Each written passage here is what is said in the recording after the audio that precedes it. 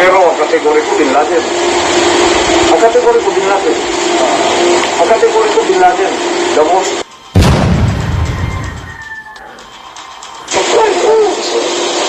Saka hindi na ako makawa. Wanted, punta kayo dito.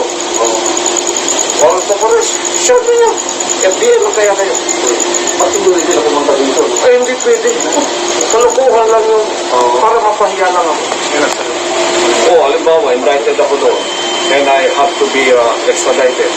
They have to go to the process. Foreign Affairs, IOJ, Court of Appeals, Supreme Court, it will take everything in. Kung ma-extradite ako. And if I'm extradited, mas better. Kasi meron akong documents doon. Talo pa rin sila doon. Yun ka nang hinaharap nila naman. So itong pagpapahiya sa akin, it has made the kingdom more purified, more intact, and more idealized. Kasi yung practice namin dito, yun ang gustong i-undermine ng mga rebelde. Corporation soul kasi, ako lang. Pag iyan na nawala ako, free for all na sa spot, at igagawa sa ibang organization, ibang corporation, ipasok na natin yun doon para sa kanila takeover.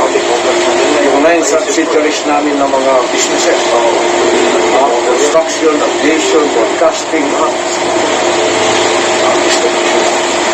it's a painful defense of the devil. Revelation 12, there was war in heaven, there was war in heaven on earth.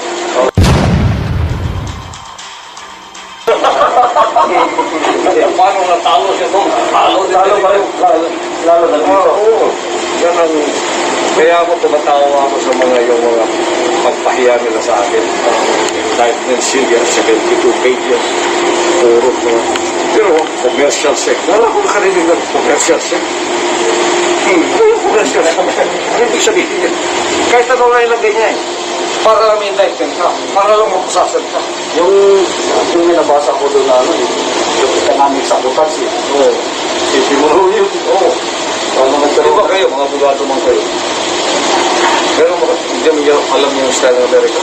Alam mo niyo? Parang mga garpon. Alam mo niyo yan? Nagano na yung style nila doon?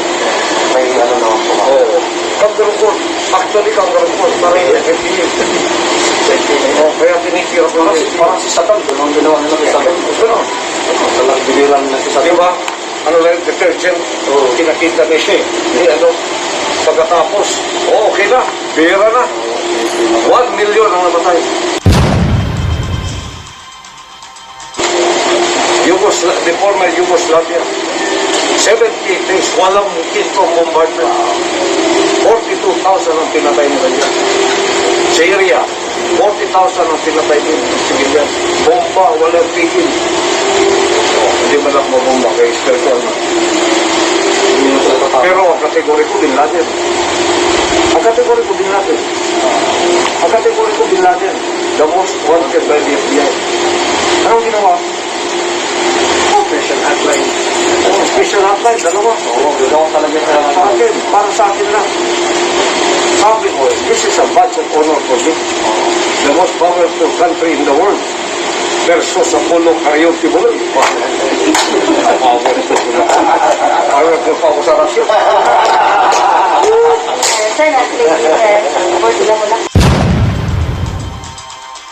Pero ang kategori ko Bin Laden.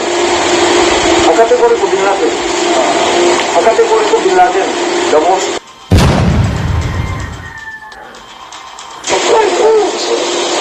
Saka hindi na ako makawa. Wanted, punta kayo dito. Warrant of arrest, share niyo. FBI mo kaya kayo. Patuloy din ako pumunta dito. Ay, hindi pwede. Kalukuhan lang yun. Para mapahiya lang ako. Halimbawa, invited ako doon. And I have to be extradited. They have to go to the process. Foreign Affairs, IOJ, Court of Appeals, Supreme Court, it will take everything in. Kung ma-extradite ako. And if I'm extradited, mas better. Kasi meron akong documents doon. Talo pa rin sila doon. Yun ka nang hinaharap nila naman. So itong pagpapahiya sa akin, it has made the kingdom more purified, more intact, and more idealized. Kasi yung practice namin dito, yun ang gustong i-undermine ng mga rebelde. Corporation soul kasi, ako lang. Kasi pag iyan na nawala ako, free for all na sila spot at igagawa sa ibang organization, ibang corporation. Ipasok na natin yun doon para sa kanila takeover. Yung 9 subsidiaries namin ng mga businesses, construction, aviation, broadcasting, it's a painful defense of the devil. Revelation 12, there was war in heaven, there was war in heaven on earth.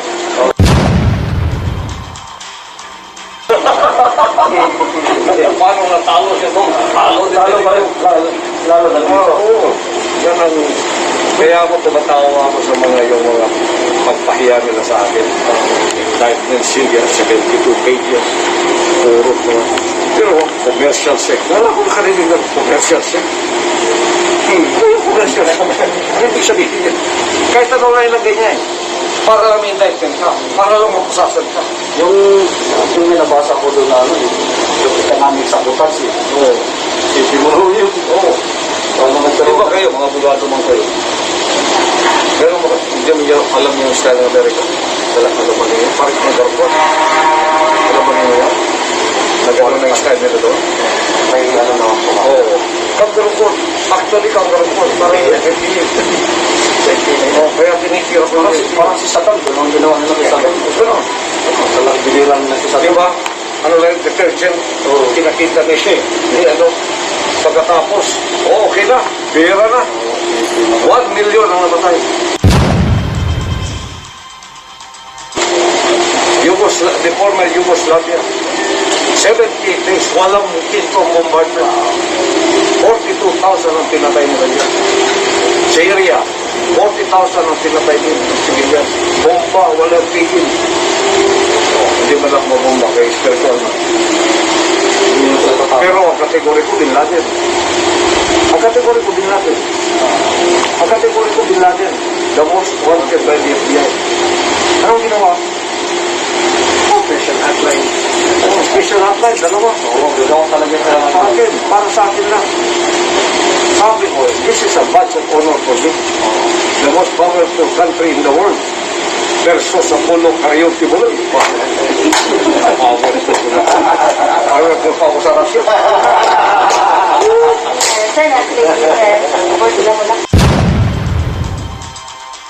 Pero ang kategori ko, Bin Laden. Ang kategori ko, Bin Laden. Ang kategori ko, Bin Laden. The most...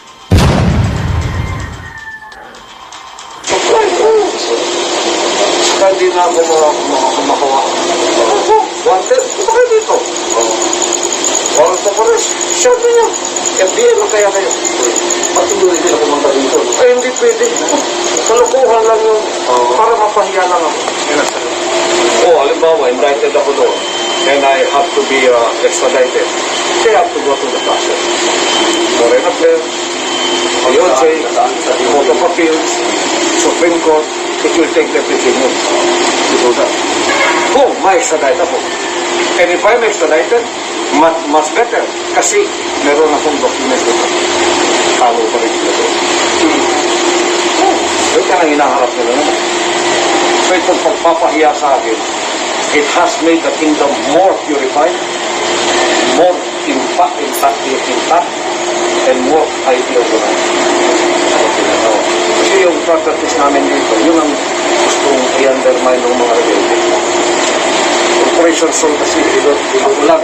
Kasi pag iyan na nawala ako, free for all na sila spot at igagawa sa ibang organization, ibang corporation. Ipasok na natin yun doon para sa kanila takeover. Yung 9 subsidiaries namin ng mga businesses, construction, aviation, broadcasting, it's a painful defense of the devil. Revelation 12, there was war in heaven, there was war in heaven on earth.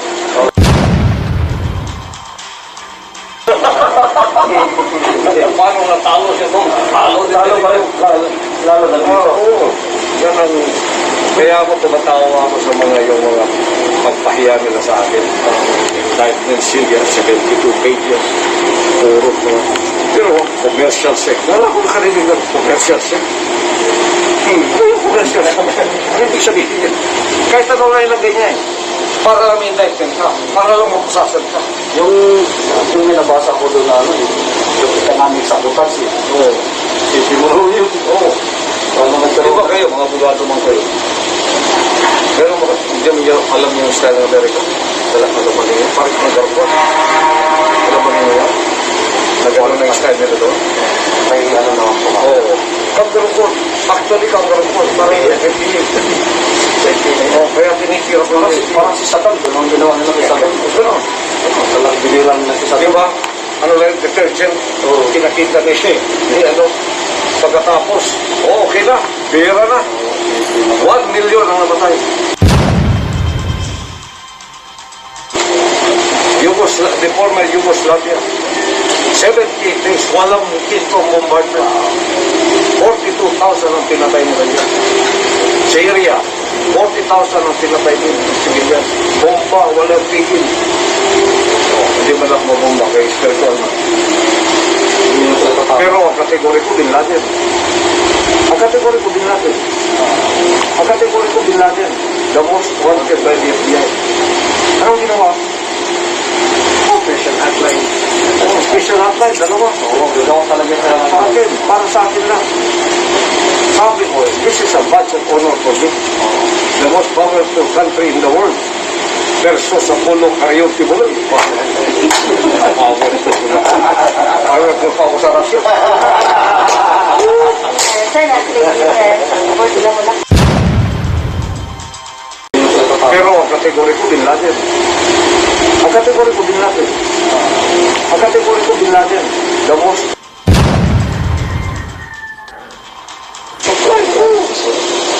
Saka hindi na ako makawa. Wanted, punta kayo dito. Walang Tapares, sure niyo. FBI mo kaya kayo. Patuloy din ako pumunta dito. Ay, hindi pwede. Kalukuhan lang yun. Para mapahiya lang ako. Halimbawa, indicted ako doon. And I have to be extradited. They have to go to the process. Foreign Affairs, IOJ, Court of Appeals, Supreme Court, it will take them 15 months to do that. Kung ma-extradite ako. And if I'm extradited, much better. Kasi meron akong document doon. Talo pa rin sila doon. Yun ka nang hinaharap nila naman. So itong pagpapahiya sa akin, it has made the kingdom more purified, more intact, and more idealized. Kasi yung practice namin dito, yun ang gustong i-undermine ng mga rebelde. Corporation Sol kasi, ako lang. Pag iyan na nawala ako, free-for-all na sila spot at igagawa sa ibang organization, ibang corporation. Ipasok na natin yun doon para sa kanila takeover. Yung 9 subsidiaries namin ng mga businesses. Construction, aviation, broadcasting, it's a painful detail of the devil. Revelation 12, there was war in heaven. There was war in heaven on earth.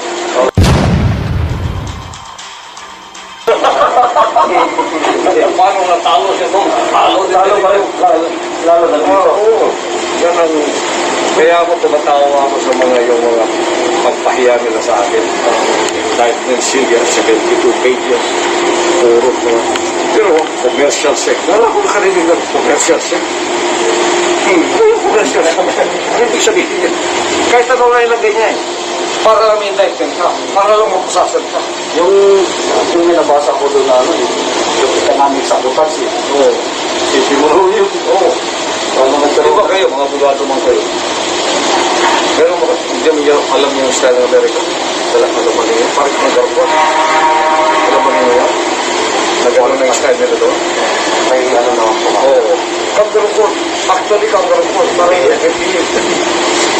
Oo, kaya tinikira ko lang. Parang si Satan, doon ang ginawa nila kay Satan. Gano'n. Talang binilang na si Di Satan. ba? ano lang, detergent, kinakita ni siya.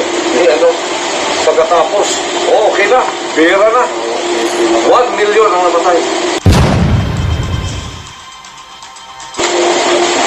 The former Yugoslavia, 70 days, walang kitong bombardment. 42,000 ang pinatay nila dyan. Syria, 40,000 ang pinatay nila. Civilian. Bomba, walang tigil. Hindi man lang mabomba kay spiritual na. Pero ang kategori ko, Bin Laden. Ang kategori ko, Bin Laden. Ang kategori ko, Bin Laden. The most wanted by the FBI. Anong ginawa? Special hotline. Special hotline, dalawa. Gagawa talaga Sa akin, para sa akin lang. Sabi ko, this is a badge of honor for me. The most powerful country in the world. Versus Apollo Karayoke Buloy. Ayaw ko pa ako sa rasyo. Sir, na-activate sir. Support sila mo lang.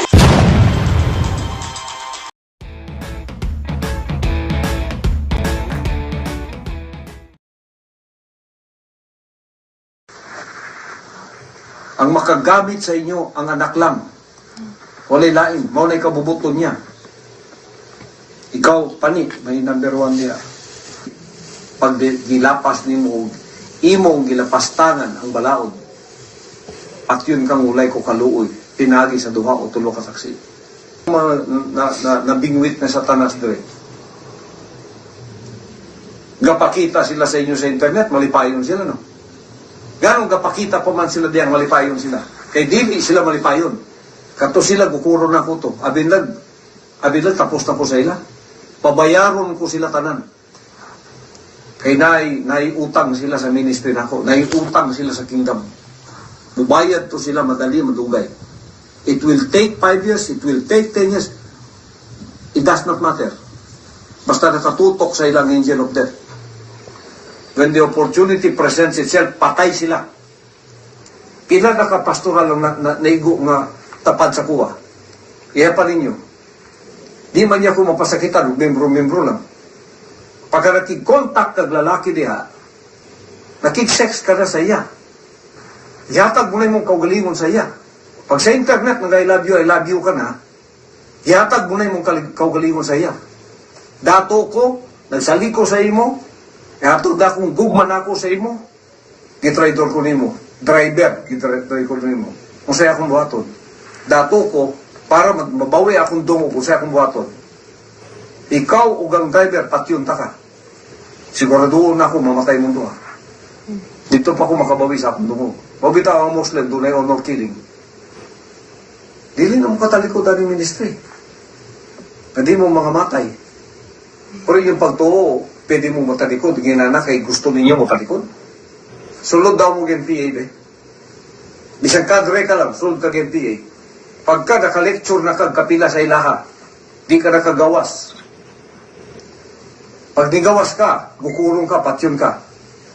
Sulod mong mafia, sulod mong gobyerno sa Amerika.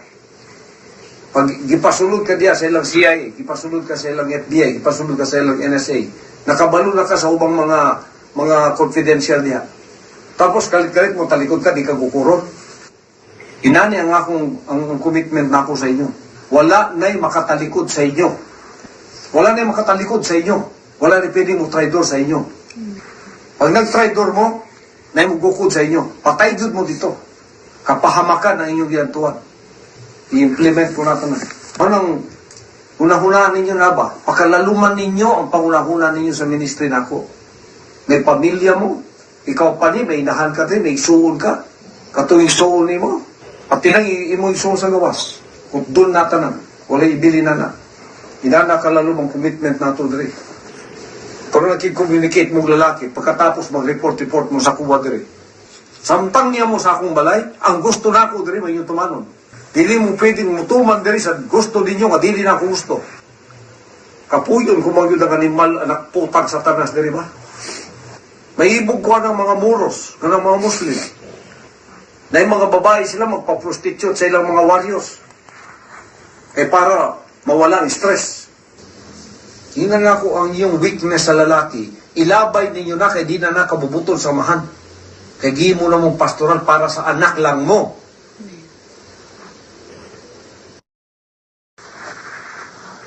Ang makagamit sa inyo, ang anak lang. Walay lain, mao na ikabubuton niya. Ikaw, pani, may number 1 niya. Pag gilapas ni mo, imong gilapastangan ang balaod. At yun kang ulay ko kaluoy, pinagi sa duha o tulo ka saksi. Nabingwit na satanas dire. Gapakita sila sa inyo sa internet, malipayon sila, no? Ganong gapakita pa man sila diyang malipayon sila. Kay dili sila malipayon. Kato sila gukuro na ko to. Abinlag tapos na po sa ila. Pabayaron ko sila tanan. Kay naiutang sila sa ministry nako. Naiutang sila sa kingdom. Mubayad to sila madali, madugay. It will take 5 years, it will take 10 years. It does not matter. Basta nakatutok sa ilang angel of death. When the opportunity presents itself, patay sila. Pila nakapastoral lang naigo nga tapad sa kuwa. Iya pa ninyo. Di man niya ko mapasakitan, membro-membro lang. Pagka nakig-contact kag lalaki diha, nakig-sex ka na sa iya. Ihatag mo na mong kaugalingon sa iya. Pag sa internet, nag I love you ka na, ihatag mo na mong kaugalingon sa iya. Dato ko, nagsali ko sa imo, ihatag na kung gugman ako sa imo, gitraidor ko nimo. Driver, gitraidor ko nimo. Kung sa'yo akong buhaton. Dato ko, para mabawi akong dungo kung sa'yo akong buhaton. Ikaw ugang driver, patyon ta ka. Siguraduon na ako, mamatay mo doon. Dito pa ako makabawi sa akong dungo. Mabitaw ang Muslim, doon ay honor killing. Dili na mo katalikod ang ministry. Hindi mo mga matay. Pero yung pagtuo, pwede mo matalikod. Ginana kay gusto ninyo matalikod. Sulod daw mo GNPA, be. Bisang kadre ka lang, sulod ka GNPA. Pagka naka-lecture na kagkapila sa ilaha, di ka nakagawas. Pag di gawas ka, bukurong ka, patyon ka. Sulod mong mafia, sulod mong gobyerno sa Amerika. Pag gipasulod ka diya sa ilang CIA, gipasulod ka sa ilang FBI, gipasulod ka sa ilang NSA, nakabalo na ka sa ubang mga confidential diya. Tapos kalit-kalit mo talikod ka, di ka gukuron. Inani ang commitment na ako sa inyo. Wala na'y makatalikod sa inyo. Wala na'y makatalikod sa inyo. Wala na'y pwede mo traidor sa inyo. Pag nag-traidor mo, na'y magukod sa inyo. Patay jud mo dito. Kapahamakan ang inyong giyantuan. I-implement ko na ito na. Anong unahunaan ninyo na ba? Pakalaluman ninyo ang pangunahunaan ninyo sa ministry na ako. May pamilya mo. Ikaw pa ni, may inahan ka din, may suon ka. Katuwing suon ni mo. At tinang imo suon sa gawas. Kung doon natanan, wala ibili na na. Inana kalalumang commitment na ito diri. Pero nagkik-communicate mong lalaki, pagkatapos mag-report mo sa kuwa diri. Samtang niya mo sa akong balay, ang gusto na ako diri, may yung tumanon. Dili mo pwedeng mutuman diri sa gusto ninyo, nga dili na ako gusto. Kapuyon kung magyod ang animal, anak putang satanas diri ba? May ibog ko ng mga muros, ng mga Muslim. Na yung mga babae sila magpa-prostitute sa ilang mga warriors. Para mawala ang stress. Hinan na ko ang iyong weakness sa lalaki, ilabay ninyo na kay di na nakabubutol sa mahan. Kaya gi mo na mong pastoral para sa anak lang mo.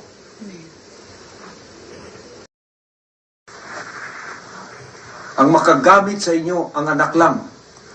Walay lain, mao na ikabubuton niya. Ikaw, pani, may number 1 niya. Pag gilapas ni mo, imong gilapastangan ang balaod. At yun kang ulay ko kaluoy, pinagi sa duha o tulo ka saksi. Nabingwit na satanas dire. Gapakita sila sa inyo sa internet, malipayon sila, no? Ganong gapakita pa man sila diyang malipayon sila. Kay dili sila malipayon.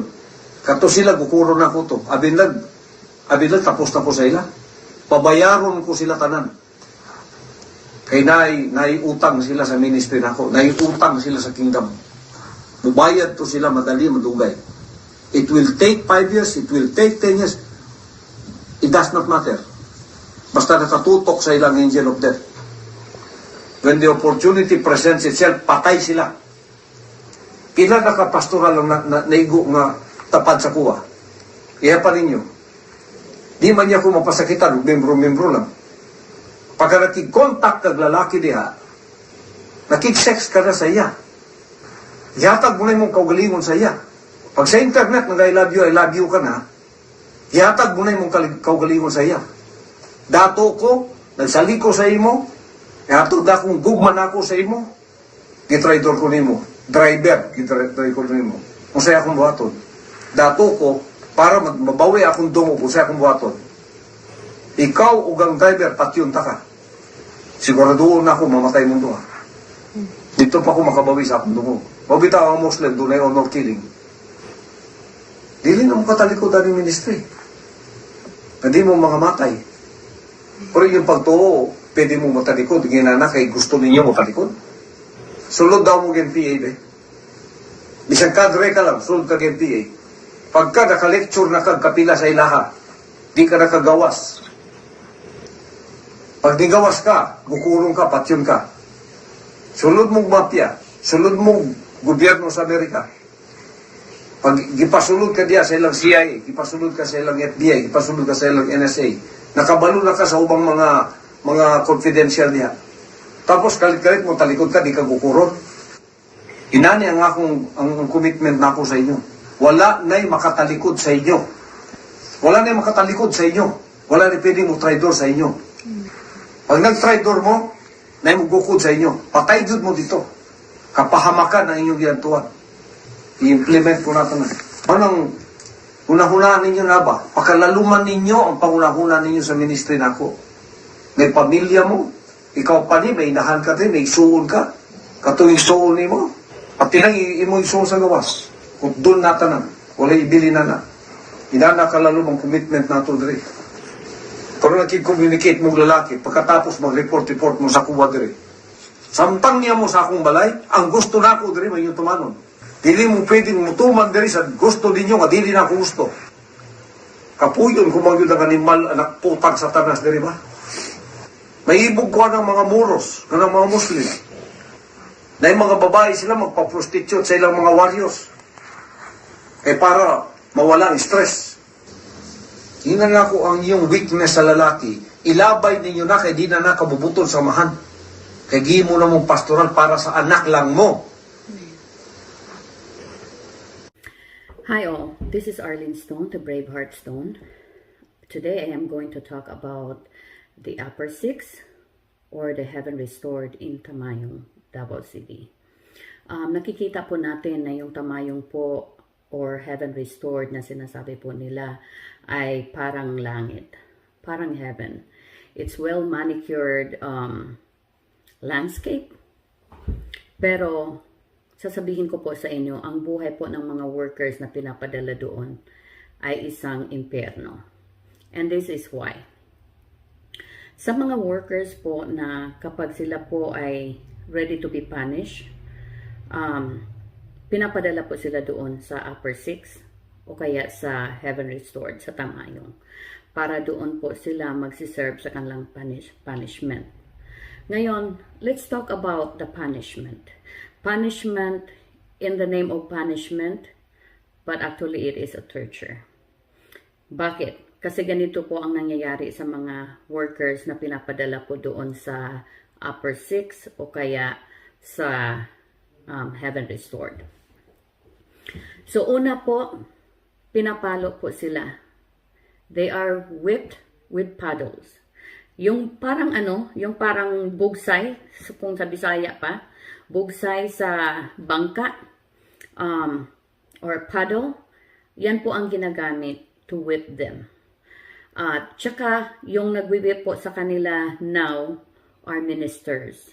They are assigned only to do that. They are so brutal. Alam niyo po kung bakit? Kasi hindi po sila humihinto hanggat yung mga laman po ng katawan ay hindi po lumalabas at dumidikit po doon sa sinusuot nilang pantalon.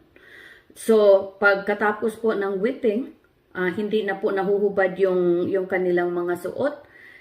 Ginugunting na lang po nila para maalis po yung yung suot po nila sa katawan nila. Tsaka hindi na po nakakalakad yung mga workers na ginaganon.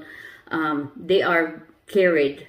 Binubuhat na po sila Tapos, ginugunting na po yung mga suot nila kasi po, our body, when it's injured, meron po tayong yung mga fluid na pumupunta po sa atong body.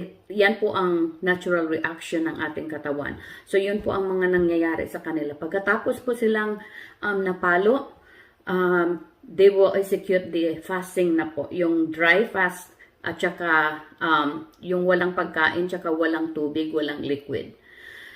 So, habang undergo po sila ng fasting, pinapatrabaho po sila doon sa kanilang farm. In my time, sa ano po yon, yung sa mga bulaklak na nakikita po ninyong ang gaganda, ang gumagawa po noon yung mga, kadalasan po yung mga workers na they are undergo punishment. Tapos, pinapasuot po sila ng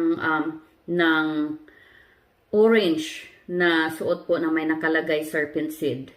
Yan po ang mga suot-suot nila. If you are a female and you are involved with relationship, kinakalbo po kayo pagdating doon.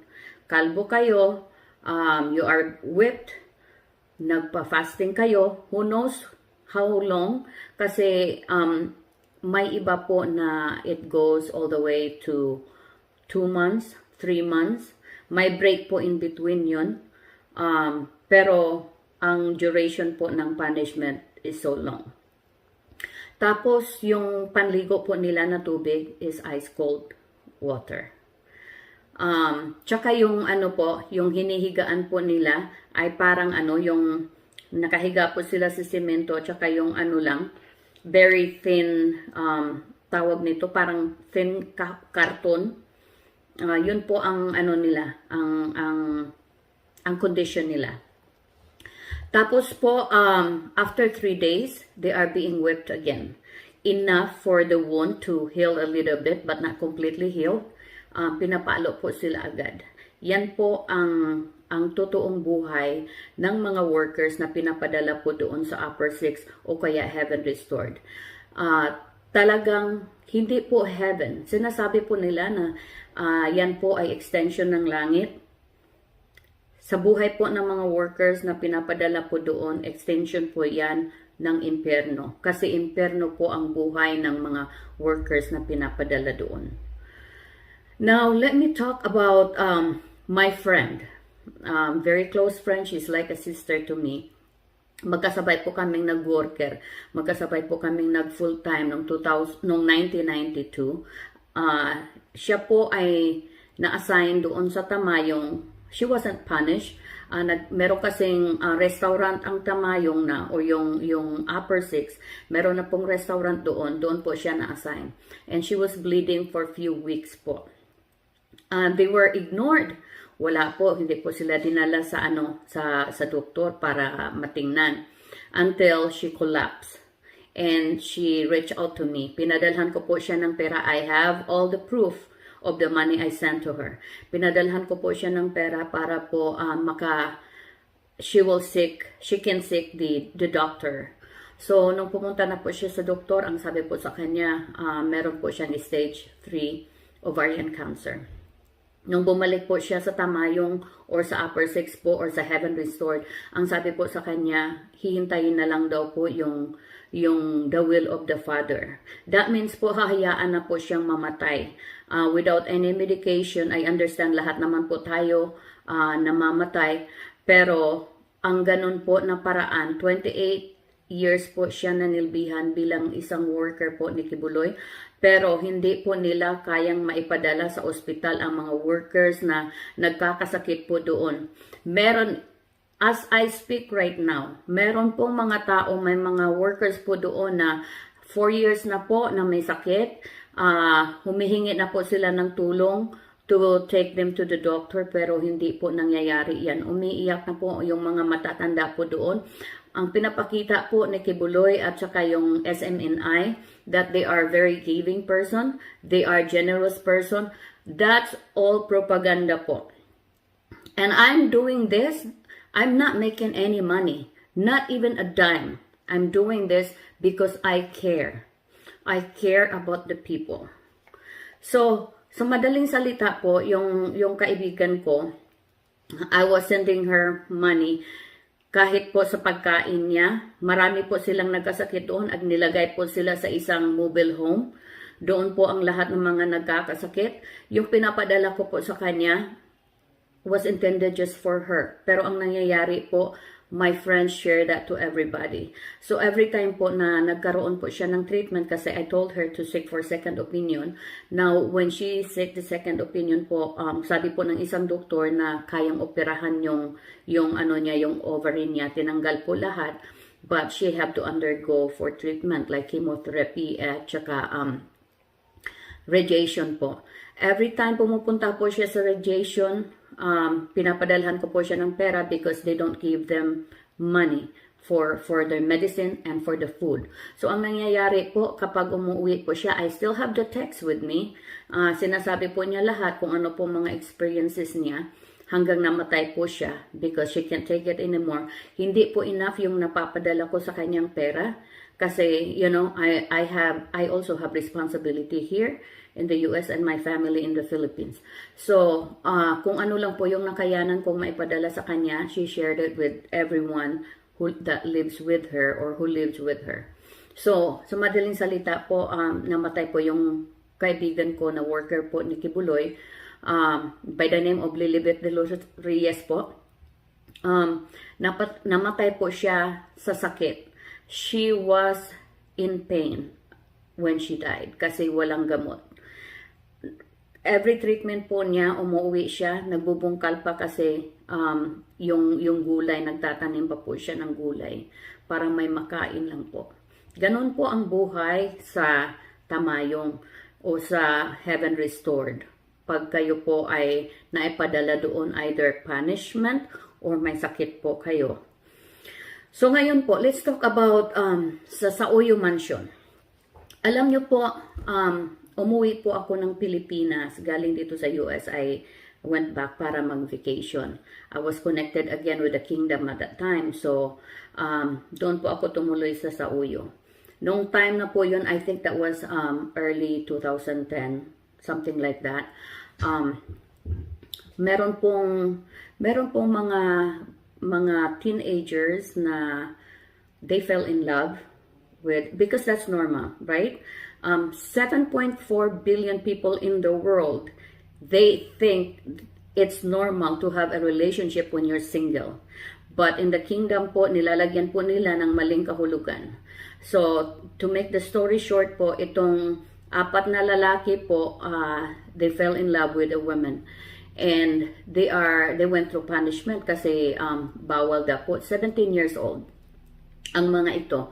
17 years old at 19 years old. Yun po ang bracket ng kanilang edad. Sa punishment po nila, they went through whipping because that's a standard.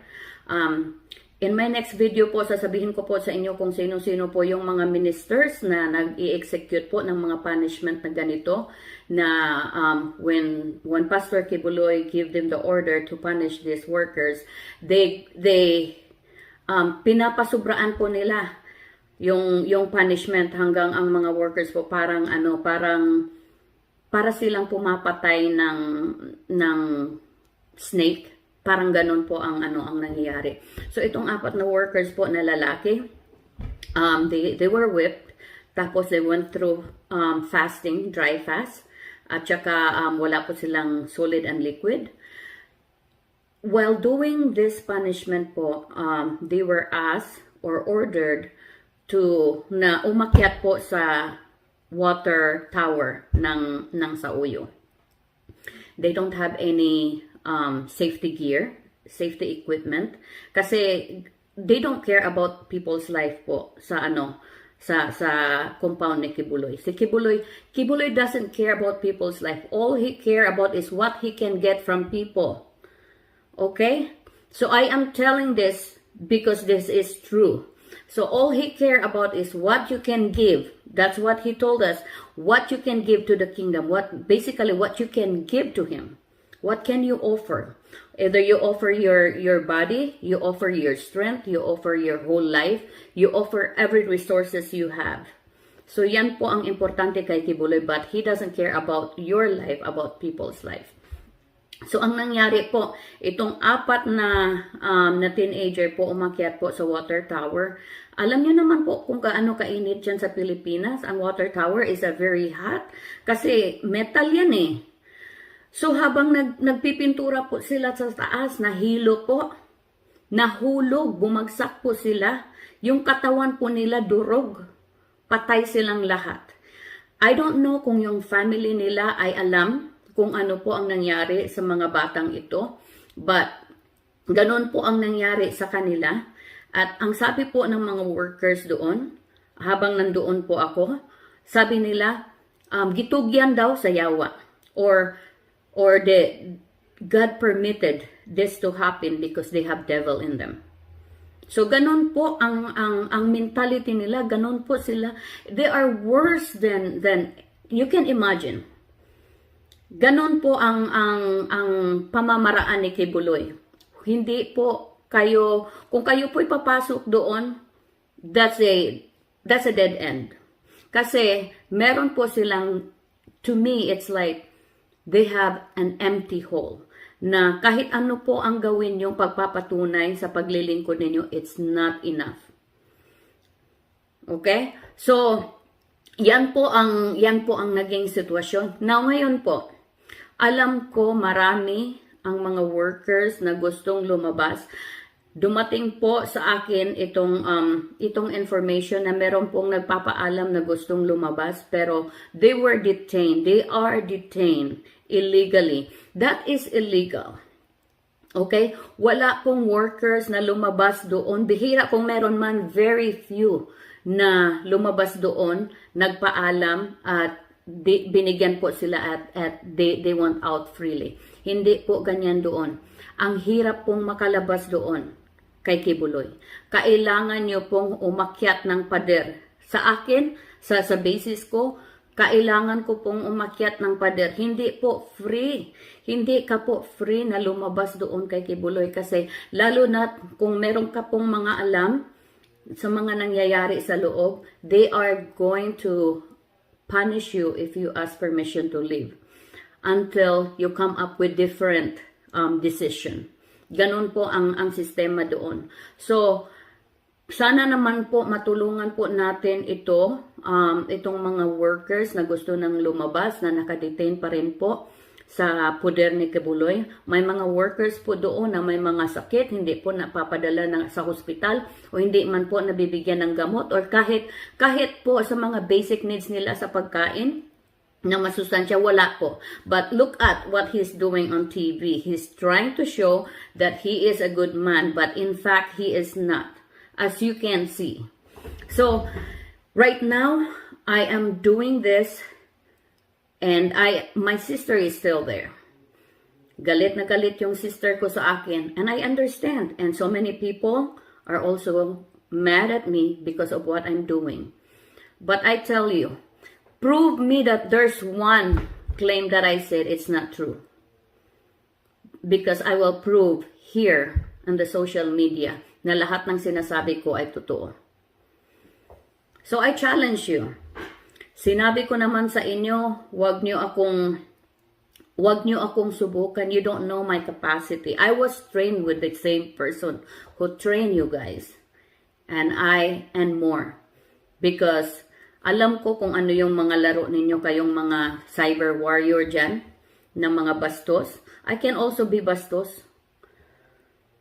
So, ito lang po ang gusto kong maihatid sa inyo na sana po idalangin po natin yung mga workers na nandoon pa na sana po mabigyan po sila ng kalayaan. Hindi ko po maintindihan bakit ninyo dinidetain yung tao. This is, if you are serving God, why do you have to force people to serve God? Serving God is free. That is free for everyone.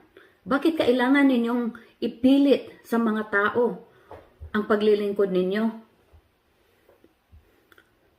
So sana naman po ay matulungan po natin yung ating pong local government sa Pilipinas, sa Davao, sa Manila. Sana naman po gumawa po tayo ng aksyon Kasi marami po ang naaabuso, marami po ang nasasaktan, marami po ang naghihirap. Hirap na po yung Pilipinas, lalo pa pong pinapahirap ni Kibuloy.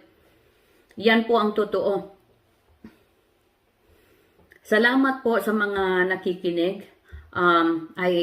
I think this video it's longer than I would like it to be. So, salamat po. God bless po sa inyong lahat and take care.